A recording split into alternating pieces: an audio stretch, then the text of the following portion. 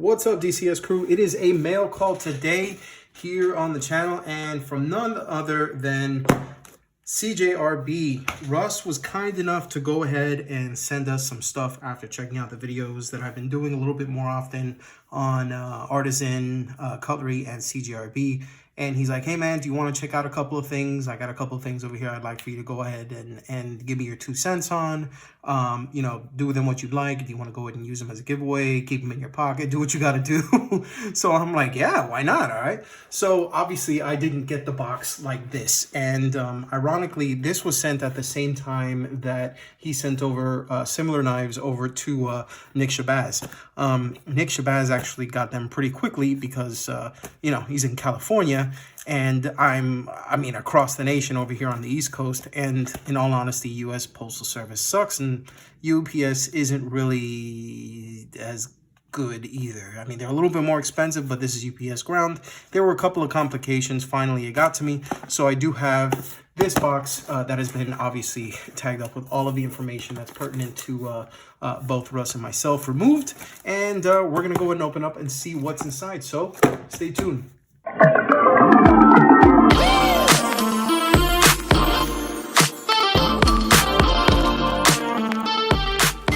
Alright guys, welcome back. Now, to kind of take the guess out of what is in each box and kind of like prep you for each one, I'm just going to go ahead and show you what Russ ended up sending me and talk a little bit about each one, because I'm kind of psyched about both of them, and one of them I was not expecting, and the other one, well, it's a pleasant surprise. So this one right here on the left is the CJRB RIA in natural JG10. That's the J1917 NTG. And this one here on the right, which is designated as J1918 REF, is the Mallery from the collaboration between Artisan Cutlery / CJRB and Swagg's from the Swagg's report on Smoky Mountain Knife Works, or formerly from Smoky Mountain Knife Works, because she's doing her own thing now. So yeah, this is actually pretty freaking cool. Okay, so we'll start with the RIA, because I know a little bit more about that one, and I'll just kind of put this one to the side here. Let me see. Yeah, I'll just place it here. Okay, so moving on to the RIA. Now, I first got my hands on this particular knife because Dylan Mallery actually had one when he came over to my place, and we had a little bit of time to be able to go ahead and check out some of his knives. I told him to check out some, you know, I wanted to see some unique stuff. He actually brought it's a carbon fiber model, and it's had that flat carbon fiber layer on it. And I did get to hold it, I did get to carry it a little bit, but I was so psyched about checking out the Hadros that I didn't think of checking that out. But I told him, yo, this is a really nice knife. I ended up sharpening it for him and stropping it and stuff. And I was pretty enamored by the knife. I thought it was pretty dope, but my thing was, you know, just a flat carbon fiber scale. It really wasn't my thing. So I guess that message got to Russ over at CJRB, and he sent me this one. It's actually got those G10 handles, which have a little bit of contouring to it, and that natural jade G10, I mean, it complements it so well. This is such a beautiful knife. It's a nice gent's knife that you can put in your pocket, and it disappears because of the fact that it has this nice light, small, deep carry pocket clip that's very reminiscent of that of, you know, your standard pen clip, which is pretty cool too, because, you know, that's a nice further homage to, you know, the kind of gentleman's carry, or something that you carry, you know, at an office for something like that. And you know, I do when I was at the office, I like to carry nice thin knives, because I like to keep it out of the prying eyes of HR, who seems to not really like that kind of thing. So this is nice, and it seems to be pretty unassuming. I mean, but look at that blade shape. Oh, that is so badass. Look at it gleam in the freaking light. That nice flat grind. It's got, let me see here what kind of steel it has. It has, let me see here. All right, okay, there we go. 12C27N steel. It's model number J1917, made in China, and it has that torque screw there, which allows you to be able to go ahead and switch the thumb stud from left to right. I'm not really sure if that would work though, because the way that this is designed, and I could be wrong, maybe that's just for sharpening purposes.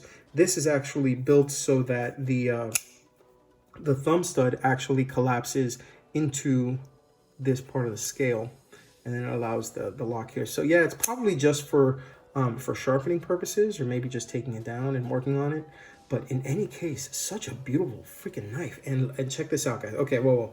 All right, I gotta tell you. Okay, you see that there are holes that are put in there, like basically relief cuts for from the liner. That little holes that have been taken out, shaved out from the liner to be able to go ahead and save on weight. This is already a very lightweight knife. And I like the fact that with the J8 G10, like you can kind of see those holes there.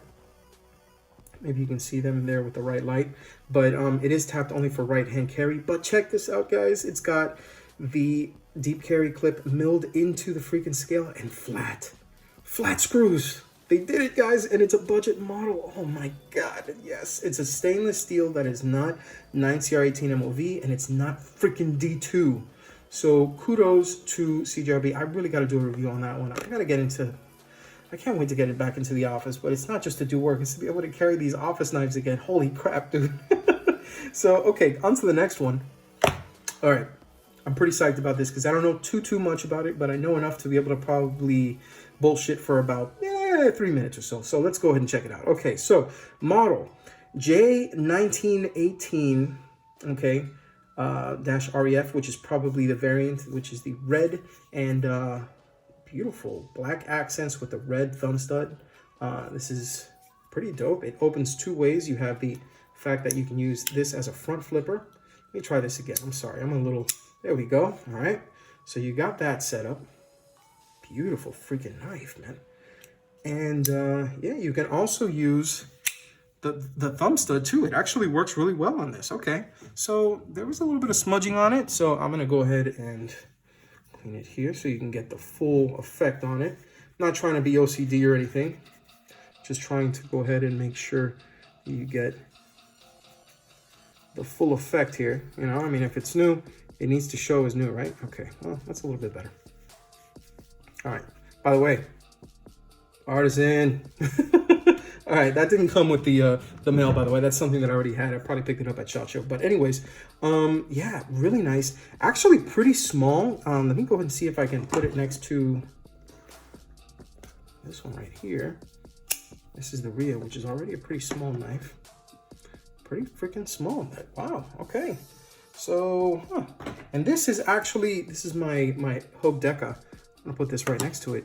The Hogue Deca closed is almost as big as the Mailcall open, and look, it's way bigger than it is once it's opened. Okay, so yeah, really cool stuff. And one thing I really like about this one is that it's actually running Artisan's RPM 9 steel. This is actually a steel that's proprietary to CJRB and Artisan.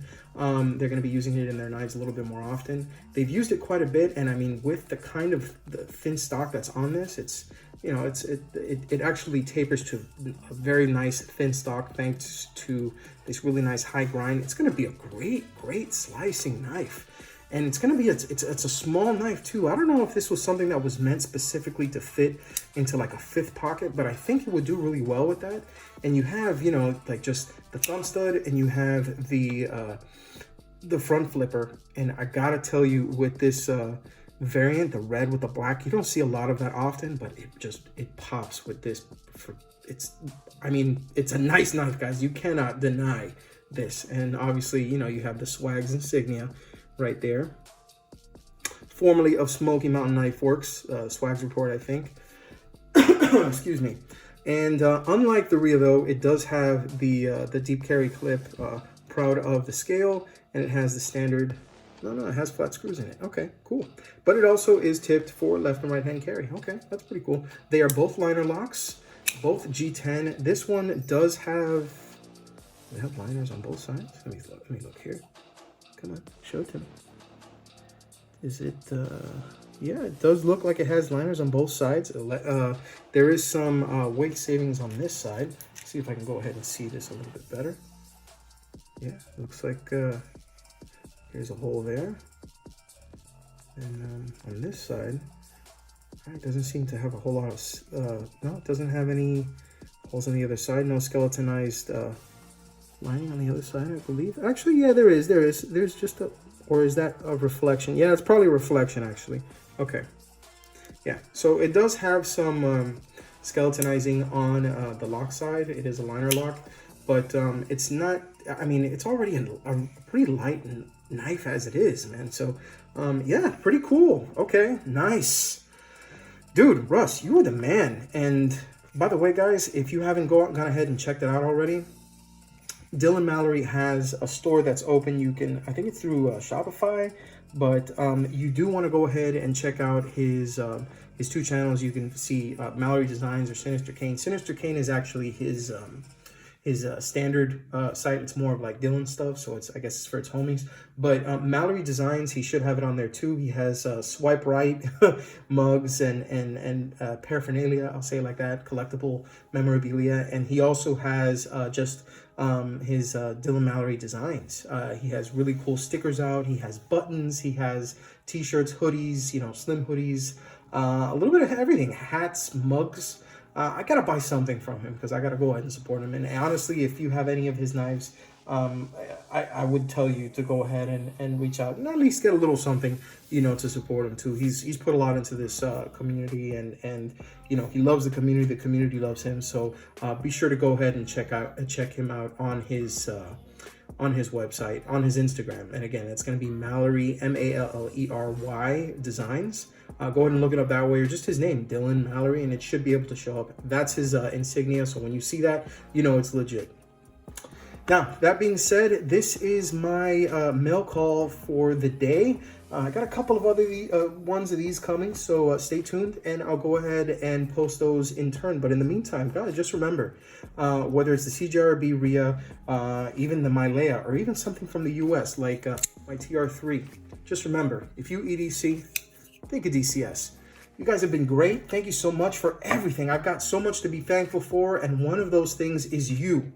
And just remember, if you have any questions, reach out to me on my Instagram, reach out in the comments below, sound off with any commentary that you have on these knives or anything else from Artisan and CJRB, or hit me up on my website, dailycarrysolutions.com. That's it for today. I will see you next time. Peace.